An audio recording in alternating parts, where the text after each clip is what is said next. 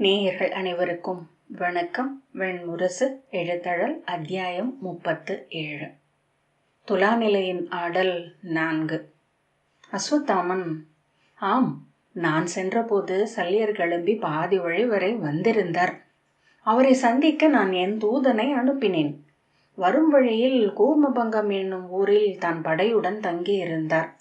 அஸ்தினபுரியின் அரசரின் பொருட்டு அவரை பார்க்க விழைவதாக நான் செய்தி அனுப்பினேன். அவர் தங்கியிருந்த பாடி வீட்டில் சந்திப்பு நிகழ்ந்தது. அஸ்தினபுரியின் அரசரிடம் ஒரு முறை சொல்ல அடிவிட்டு அபிமன்யுவின் திருமணத்திற்கு அவர் செல்வதே உகந்தது என்று நான் உரைத்தேன் என்றான். சல்லியர் சினம் கொண்டிருந்தார். அஸ்தினபுரியின் அரசர் நின்று நிகழ்த்த வேண்டிய மணவிழா அது. அதை அவர் தவிர்த்தார் என்றால் குலத்தந்தை என அஸ்தினபுரியின் பேரரசர் அமர்ந்திருக்கும் இடத்திற்கு இழுக்கு என்று கூவினார் என அஸ்வத்தாமன் தொடர்ந்தான். அவர் இயல்பை நான் நன்கு அறிவேன். பெருமிதமும் தன்னலமும் இணையான அறியாமையும் கொண்டவர். முதுமையில் அவ்வியல்புகளும் முதிர்ந்து விட்டிருக்கின்றன. உறக்க கத்தியபடி கை நீட்டி என்னை குற்றம் சாட்டினார். அந்தனர் அரசகோலம் பூண்டு நின்றிருக்கிறீர். மண்ணாசை உங்களுக்கு இவ்வளவு இருக்கையில் சத்திரியர் மண்ணுக்கென அறம் மறுப்பதில் என்ன விந்தை இருக்கிறது என்றார். சொல்லை துறந்தவன், குடியளிக்கும் பொறுப்பை துறந்தவன், எவ்வகையில் மதிப்புக்குரியவன்? குல மரபால் அபிமன்யு யுதிஷ்டனுக்கும் துரியோதனனுக்கும் நிகராகவே மைந்தன். நமது குடிகள் முடிசூடியதும் மண்ணாழ்வதும் இன்றுதான். நாம் காடுகளில் அலைந்த தொல்காலத்திலேயே குடியின் மூத்த தந்தையே அத்தனை மைந்தருக்கும் முதல் தந்தை என்று துரியோதனனுக்கு சொல்ல மூத்தவர் இல்லையா? வேதம் என்பது மூத்தோர் சொல் கணிந்த சாரே என உரைக்க இங்கு அந்தனர் இல்லையா? எங்கு போயிற்று அஸ்தினபுரியின் மாண்பும் மரபும் என்று கூவினார். அவர் கூச்சலிடுவதற்கு நான் இடம் அளித்தேன். உகந்த முறையில் தன் சினத்தை தானே அடையாளம் கண்டு கொண்டதும் அவர் அதை பெருக்கத் தொடங்கினார். தன்னிடம் உள்ள அத்தனை சொற்களாலும் அஸ்தினபுரியின் அரசரை வசைபாடினார். வீணன், எழிமகன், களத்தில் அவனை சந்தித்து கதையால் அடித்து தலை பிளப்பேன் என்றார். களத்தில் அவன் கிடக்கையில் தலையை கால் நீட்டி உதைப்பேன் என்றார். முதுமையால் மூச்சிறைக்க மெல்ல தளர தொடங்கினார். எது அவர் சொன்னதோ அது அவர் நாவில் எழ வேண்டியதல்ல என்று அதை சொன்ன மறுகணமே அவரே உணர்ந்தமையால் அவர் சினம் விரைவாக தணியத் தொடங்கியது. மெல்ல அந்த குற்ற உணர்வை தன்னிறக்கமாக மாற்றிக்கொண்டார். என்ன நிகழ்ந்து கொண்டிருக்கிறது? மூத்தவர்களாகிய எங்கள் கண் முன்னால் குடியரங்கள் ஒவ்வொன்றாக அழிக்கப்படுகின்றன. அதை பார்த்து ஒன்றும் செய்யவியலாத கோழை போல், வீணன் போல் அரண்மனைகளில் பதுங்கி வாழும் ஊழ் அமைந்துள்ளது எங்களுக்கு. வரும் கொடி வழிகளின் முன்னால் சிறுமை கொண்டு தலை குனிந்து நிற்கிறோம். உடன் பிறந்தார் நிலத்தை ஒருவன் ஏய்த்து பிடுங்குகிறான். சூதாடி அரசு கொள்கிறான். குலமகளை அவை நடுவே ஆடை இழுத்து கலைக்கிறான். அவை முன் உரைத்த சொல்லை மீறி முடிகொண்டிருக்கிறான். என்ன செய்ய போகிறேன் என்றார். பின்னர் இயலாமையின் சினம் பெருகியது. உரத்த குரலில், அஸ்தினபுரியின் கலிமகனிடம் பொருதி களத்தில் சாக வேண்டும், அல்லது அவன் குருதி சூடி நகர் மீள வேண்டும். எனக்கு இருப்பது இவ்விரு வாய்ப்புகளே என்றார். பின்னர், ஆம், என்னால் அது முடியாது. எனது நாடு சிறியது. எனது தோள்கள் அவனளவுக்கு ஆற்றல் கொண்டவை அல்ல. ஆகவே அறத்தின் உருவாகிய நம் மூதாதையரை எண்ணி இக்களத்தில் என்னை பலியிடுவதன்றி எனக்கு தெரிவுகள் இல்லை என்றார். அவ்வளவும் சொல்லி முடித்து சொல் ஒழிந்து தான் பெருக்கிய துயரால் நிறைந்து கண்கள் கலங்கி பீடத்தில் அமர்ந்திருந்தார். புன்னகையுடன், எப்போதுமே நாம் வெல்ல வேண்டிய தரப்பை சினம் கொள்ள வைத்து, அவர்கள் சொல்ல வேண்டிய அனைத்தையுமே பலமுறை சொல்ல வைத்து, அவர்களின் உளம் ஒழிந்த பின்னர் நாம் முதற் சொல்லை எடுப்பது ஒரு நல்ல அரசியல் சொல்லாடல் என்பேன். இதை நீ கற்றுக்கொள்ளலாம் என்று அஸ்வத்தாமன் சொன்னான். தன்னிறக்கம் கொண்டு சொல்லிழந்து ஓய்ந்து அமர்ந்திருந்த அவரிடம் மெல்ல நான் பேசலானேன்.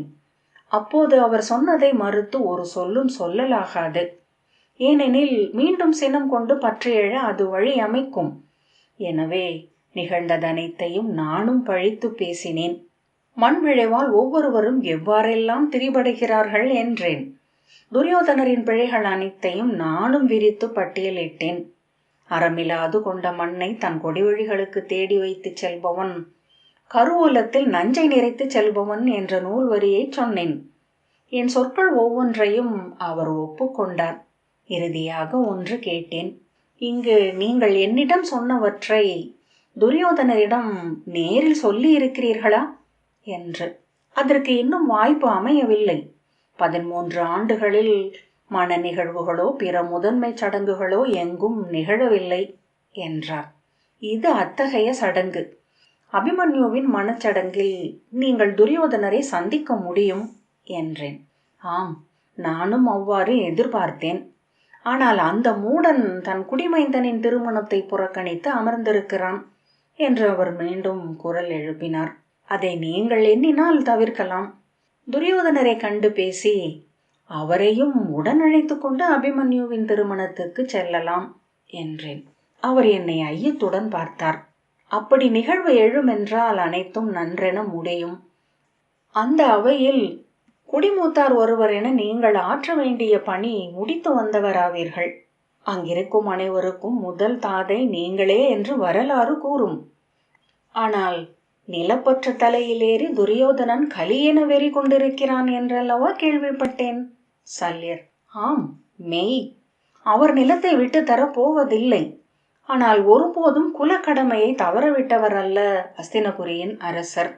13 ஆண்டு காலமும் பாண்டவர்களின் மைந்தர்களை தன் மைந்தருக்கு நிகரென பேணி வளர்த்திருக்கிறார். மைந்தர் மேல் அவர் கொண்ட பற்றை நீங்கள் ஐயப்படுகிறீர்களா என்றேன். இல்லை, தெய்வங்கள் கூட அவ்வையத்தை கொள்ள முடியாது. அம்மைந்தருக்கும் அவனே முதல் தந்தை என்றார் சல்யர். அப்படியென்றால் அபிமன்யுவின் திருமணத்தை அஸ்தினபுரியின் அரசர் புறக்கணிப்பது ஏன்? அதை மட்டும் நீங்கள் அவரிடம் கேட்கலாம். அவ்வினாவுக்கு அவர் மறுமொழி சொல்லவில்லை என்றால் ஆணையிட்டு உடனழைத்து கொண்டு உபப்ளாவிய நகரத்திற்கு செல்லலாம். நான் அஸ்தினபுரியின் அரசரின் தூதனாகவோ இந்திரபிரஸ்தத்தின் அரசர்களின் எதிரியாகவோ இங்கு வரவில்லை. அவ்விருவரையும் பயிற்றுவித்த ஆசிரியரின் மாணவனாக இங்கு வந்திருக்கிறேன். இதை நான் செய்யலாம். ஆனால் தந்தையின் இடம் எனக்கில்லை. இன்று பாண்டவர்களுக்கு பாண்டுவின் இடத்திலும் துரியோதனருக்கு திருதராஷ்டிரரின் இளையோன் என்னும் இடத்திலும் இருக்கிறீர்கள். இதை நீங்கள் ஆற்றுங்கள் என்றேன். அவர் எண்ணி குழம்ப தொடங்கினார்.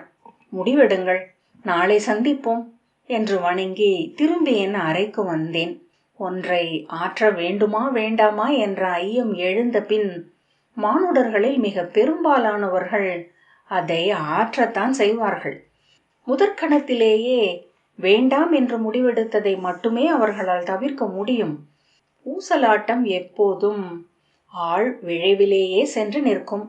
விழைந்த பின் தவிர்ப்பவன் பல்லாயிரம் மானுடர்களில் ஒருவன்.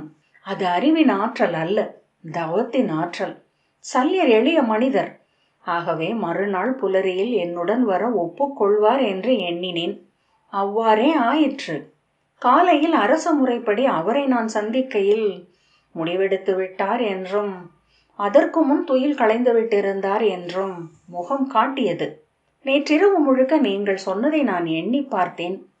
நாம் ஆற்ற வேண்டிய ஒன்றை தவறவிட்டு செல்வது முறையல்ல என்றுதான் எனக்கு தோன்றுகிறது. என் முயற்சி வெல்லாமல் போகலாம். ஆனால் முயன்றேன் என்று இருக்கட்டும். இதை செய்யாது நான் கடந்து சென்றேன் என்றால் ஒருவேளை பின்னர் என்னை நான் பழிக்கக்கூடும். உங்களுடன் வருகிறேன். மூத்த கௌரவனை சந்திக்கிறேன் என்றார். அரச முறைப்படி இச்சந்திப்பு அமைய வேண்டியதில்லை. நாட்டின் எல்லையில் அமைந்த குக்குடபுரிக்கு தாங்கள் செல்லுங்கள். அங்கு மூத்த கௌரவர் வருவார். முறைப்படி அங்கே அவரை சந்தித்து சொல்லாடி வெல்லுங்கள் என்று இங்கு அழைத்து வந்தேன் என்றான் அஸ்வத்தாமன். உண்மையில் இத்தனை எளிதாக அவரை இங்கே கொண்டு வந்து விட முடியும் என நான் எண்ணவில்லை. ஆனால் பிறகு ஒன்றை புரிந்து கொண்டேன். எவரும் எண்ணியிராத ஒன்றை செய்துவிட வேண்டும் என்னும் விளைவு மானுடரில் உண்டு. மூத்தாரிலும் இளையோரிலும் அது ஓங்கி இயல்கிறது. ஏனென்றால் பிறரால் வகுத்து கொள்ளப்படும் ஆளுமையே அவர்களுடையது. மீறி ஒன்றை செய்கையில் அவர்கள் தங்களை தாங்கள் கடந்து செல்கிறார்கள். இது பெரிய வலை. இதற்குள் அவரை அமரச் செய்திருக்கிறீர்கள் என்றான். நான் தன்னந்தனியாகவே சென்று சல்யரை சந்தித்தேன். ஆகவே சல்லியரை சந்தித்தது யார் என்று மற்ற நாடெங்கும் நிறைந்திருக்கும் ஒற்றர்களுக்கு தெரியாது என்று அஸ்வத்தாமன் சொன்னான். எங்கள் படை நகர்வு நிகழ்ந்து 4 நாட்களுக்கு பின்னரே நாங்கள் குக்குடபுரி நோக்கி செல்கிறோம் என்பதை அவர்கள் உணர்ந்தார்கள். அச்செய்தியை அவர்கள் இளைய யாதவருக்கு தெரிவித்தார்கள். அப்போது மிகவும் பிந்திவிட்டிருந்தது. இளைய யாதவன் செய்யக்கூடுவதென்ன என்று கணிகர் திட்டமிட்டார். தன் எல்லைப்புற துணை அரசர்கள் எவரிடமேனும் ஒரு படையை ஒருக்கி அதை அழைத்து கொண்டு அவனோ சாத்தியகியோ சல்லியரை வந்து சந்திக்க கூடும். அது வரவேற்பாகவும் அழைத்து செல்லலாகவும் ஒரே சமயம் அமையும். அந்த வாய்ப்பை அளிக்க வேண்டியதில்லை என்றுதான் குக்குடபுரியை சுற்றி எனது காவல் அமைத்து படைநிலைகளை நிறுத்தச் சொன்னார் கணிகர் என்றான் துரியோதனன். கணிகர் மட்டுமே இளைய யாதவன் உள்ளம் செல்லும் தொலைவுக்கு தானும் செல்லும் ஆற்றல் கொண்டவர். ஆனால் இளையவர்களாகிய உங்கள் இருவரையும் இச்செயலுக்கு இளைய யாதவன் தூதனுப்புவான் என்று அவரும் எண்ணி பார்க்கவில்லை. நாங்கள் இன்னும் எதையும் ஆற்றவில்லை என்றான் ஸ்ருதகீர்த்தி. நான் இன்னும் சல்லியரை சந்திக்கவில்லை என்று துரியோதனன் சொன்னான். அந்தி சாய்ந்ததுமே மது அருந்த தொடங்குவதை அவர் வழக்கமாக்கி இருக்கிறார். இப்போது துயின்று விட்டிருப்பார். நாளை காலை அவரை சந்திக்கப் போகிறேன். அப்போது நீங்கள் இருவரும் உடன் இருக்கலாம். நான் அவரிடம் கூறுவனவற்றையும் அவர் என்னிடம் கூறுபவற்றையும் சொல் மாறாது இளைய யாதவனுக்கு உரையுங்கள். உங்கள் தந்தையரோ இளைய யாதவனோ அவரை சந்திப்பதிலும் தங்கள் தரப்புக்கு இழுப்பதிலும் எனக்கு மாற்று எண்ணமில்லை. அதற்கு முன் அவர் என் தரப்பை கேட்க வேண்டும். தன் முடிவை தானே எடுக்க வேண்டுமென்றே விழைகிறேன். அவர் என்னிடம் சேர்ந்து கொள்வார் என்பதில் எனக்கு எந்த ஐயமும் இல்லை. ஏனெனில் அவரது உள்ள கிடக்கையை நான் நன்கு அறிவேன். இதில் சூழ்ச்சி ஏதுமில்லை என்பது அனைவரும் அறிய வேண்டியது என்று எண்ணுகிறேன் என்றபடி துரியோதனன் எழுந்தான். ஸ்ருதகீர்த்தி இமையா விழிகளுடன் துரியோதனனை நோக்கி கொண்டிருந்தான். துரியோதனன் புன்னகைத்து, சல்லியர் களத்தில் பெரு வீரர். அதைவிட அவரது பங்களிப்பு எனக்கு இன்றியமையாதது. நெடுந்தொலைவு வில் தொடுப்பதில் பால்கீக குடிகள் தனித்திறன் கொண்டவர்கள். சல்லியரும் என் தரப்புக்கு வருவார் என்றால் சௌவீர பால்கீக மற்ற நாடுகள் அனைத்தும் என் தரப்புக்கு வருகின்றன. மறுதரப்பில் அத்தகையோர் எவரும் இருக்க மாட்டார்கள். போர் என்று ஒன்று எழும் என்றால் முதலில் சென்று விழுபவை பால்கீக நாட்டு வீரர்களின் அம்புகளாகவே இருக்கும். ஸ்ருதகீர்த்தி, எங்கள் மூத்த தந்தை போரை குறித்து ஒரு சொல்லும் எடுக்கலாகாதென்று திரும்ப திரும்ப ஆணையிடுகிறார். அவர் விழைவது போர் அல்ல. உடன் பிறந்தாரிடையே பூசல் முற்றிலும் தீர்க்கப்பட வேண்டும் என்பது மட்டுமே என்றான். போர் தொடங்கிவிட்டது மைந்தா. நான் போரை எதிர்நோக்குகிறேன். ஆகவே துணிவு கொள்கிறேன். அவர் போரை எதிர்நோக்குகிறார். ஆகவே அஞ்சுகிறார். இது மட்டுமே எங்களுக்குள் வேறுபாடு என்ற துரியோதனன். நன்று, இன்று சென்று ஓய்விடுங்கள். உன் மூத்தான் உணவுண்டு நிறைந்தால் பின் உள்ளத்தில் சொல் எஞ்சாது துயிலக்கூடியவன். இப்போதே அரை துயிலில்தான் இருப்பான் என்றான். ஸ்ருதகீர்த்தி புன்னகைத்து தலை வணங்கினான்.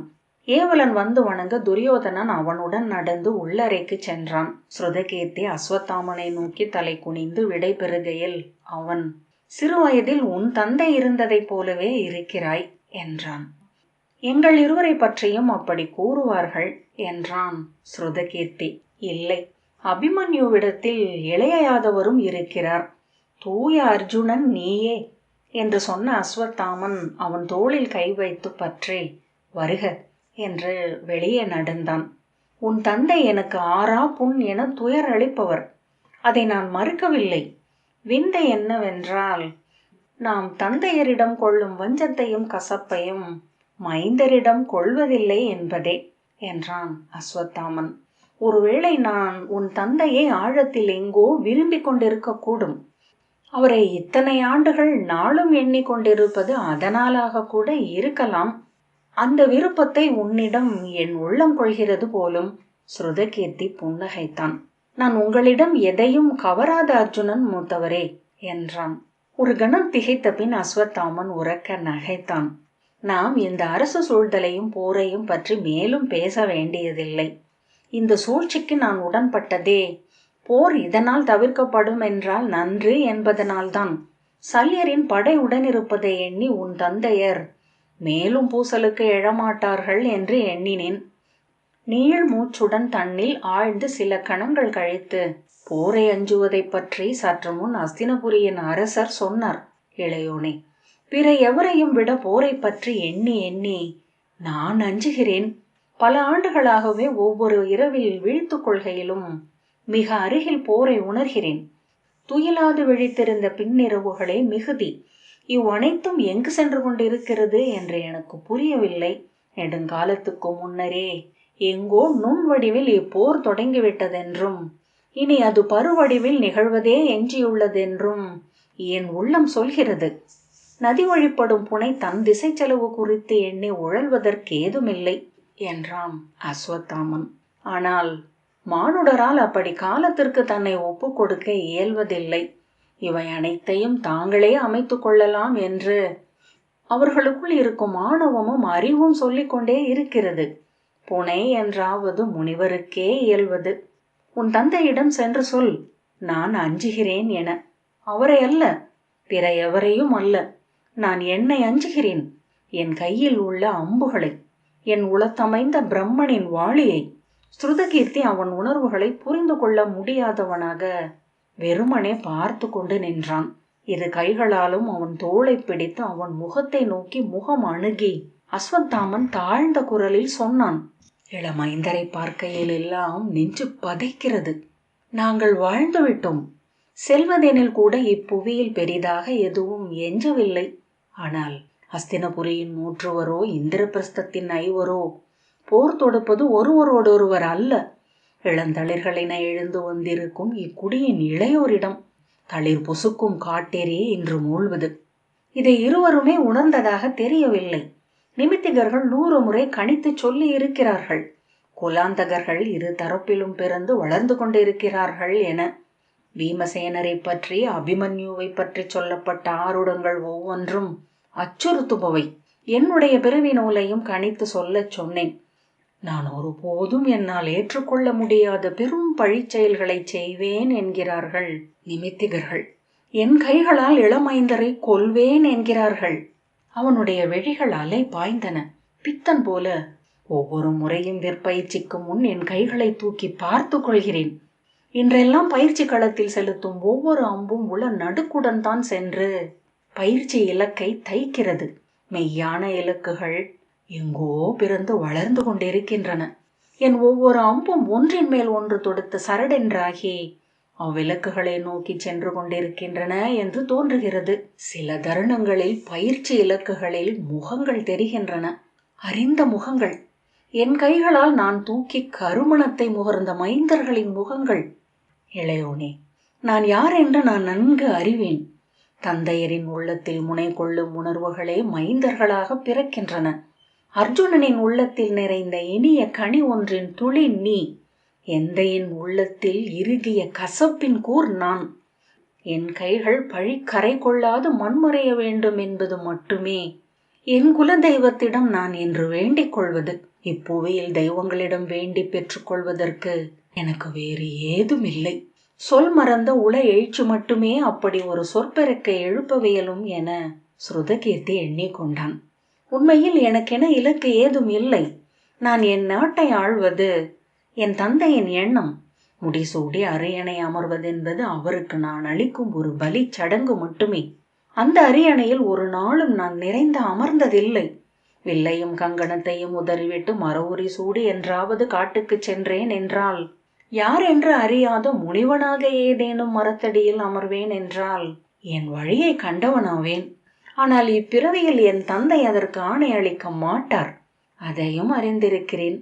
அது என் ஊழ் என்றால் அவ்வாறே அமைக என்றுரைத்து என் அகத்தவிப்பை புறக்கணிக்கத் தொடங்கி நெடு நாட்களாகின்றன என்றான் அஸ்வத்தாமன்.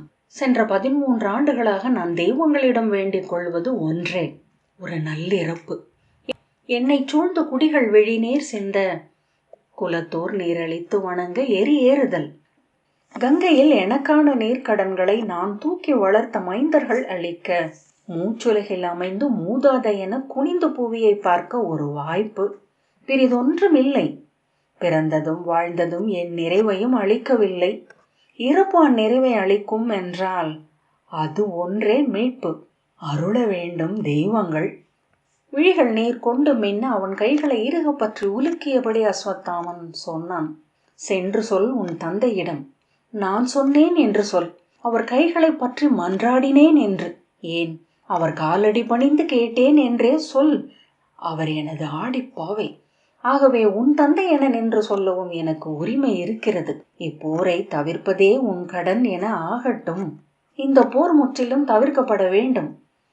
நிலமில்லாது கான் புகுந்து முனிவராக பாண்டவர்கள் வாழ்ந்து மறைவது என்றாலும் கூட இப்போர் தவிர்க்கப்படுவது நன்று. மைந்தர் வாளேந்தி பொருள் பெற்று வாழும் எளிய சத்திரியர்கள் என்றாவார்கள் என்றாலும் போர் தவிர்த்தல் நன்று.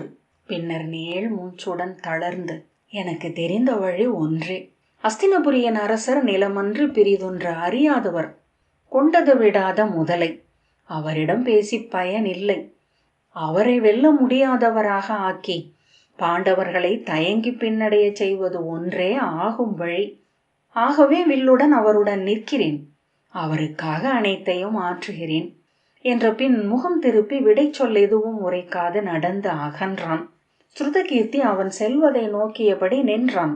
பின்புறம் மட்டுமே ஆன உடலிலேயே உள்ளத்தின் கொந்தளிப்பு தெரிவதை வியப்புடன் நோக்கினான்.